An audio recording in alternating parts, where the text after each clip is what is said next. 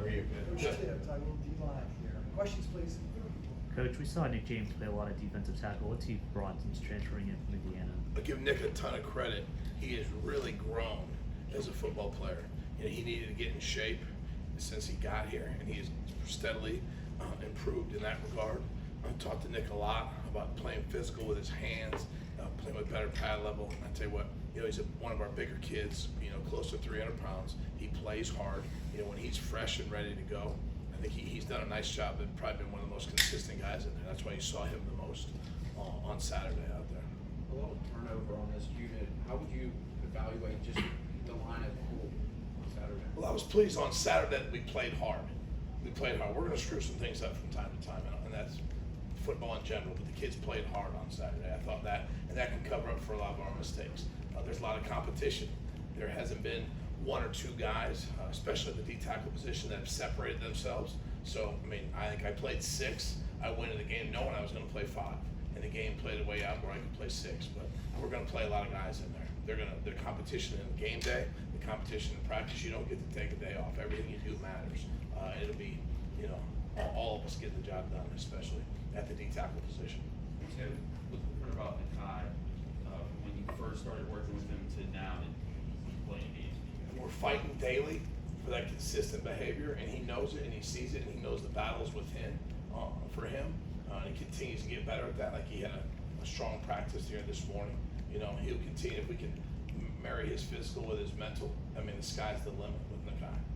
Tim, does the fact that linebackers, I think, were the top 5 tacklers, say that your guys were doing their job? Oh, I think, you know, it says that our defense was going at full speed, and we had a lot of tackles near the line of scrimmage. You know, it's just the way things go. If they stay on us too long, man, these guys are going to be free, and vice versa. There's a marriage right there.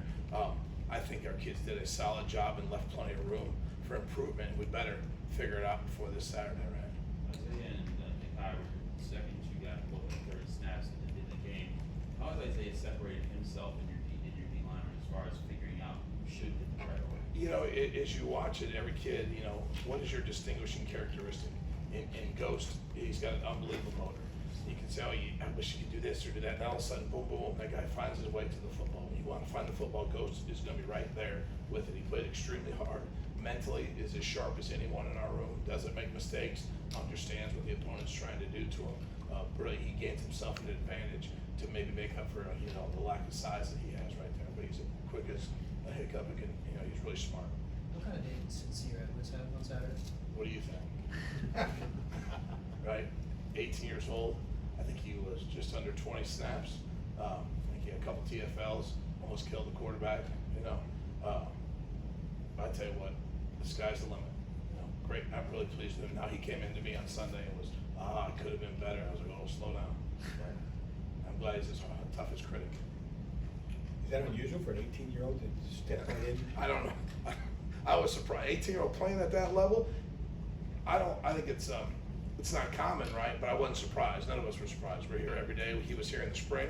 That pays a huge dividend for those kids that can be here in the spring. You know, we've seen it. We scrimmage around here and we practice hard around here. So the kid shows up to practice every day. He likes football. He'll find his way there. I really enjoy to be around him. So what's the step up like as far as offensive line from Kent to Cincinnati? Well, you got 5 returning starters that ran the ball for over 200 yards a game last year. You could see that as a unit.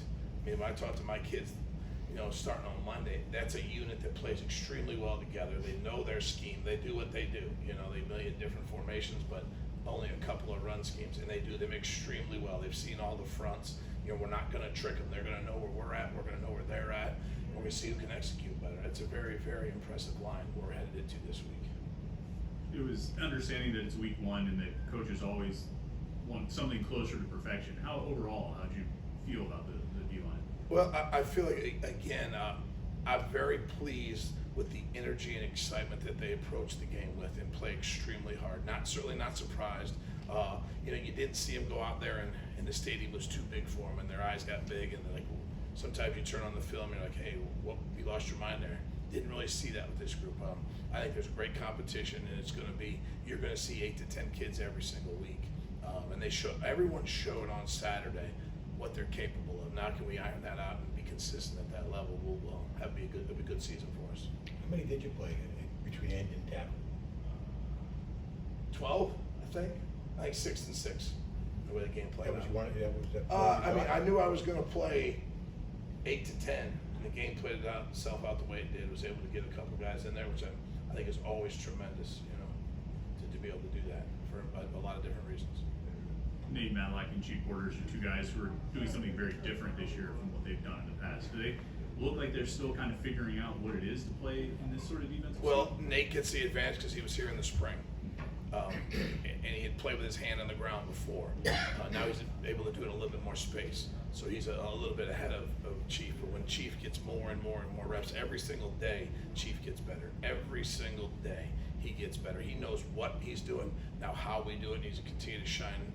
And you know, as we get going, he's going to be able to help us a lot this fall. Anything final?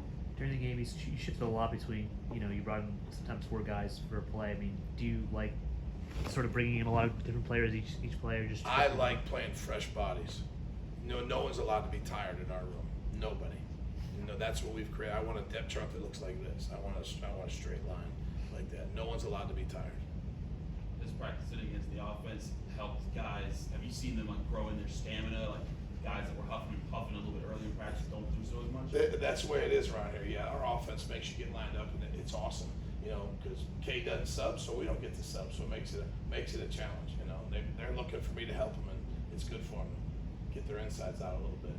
You looking forward to a game where you can see your team in the fourth quarter not with their hands on their hips while the other team's kind of like figuring things out? You got it, 100%. Yes. I think you maybe you played this game. It looks like.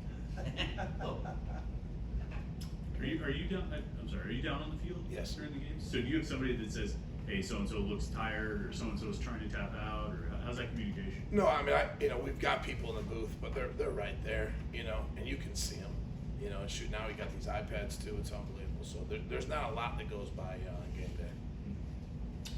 Coach, thank you for your time today.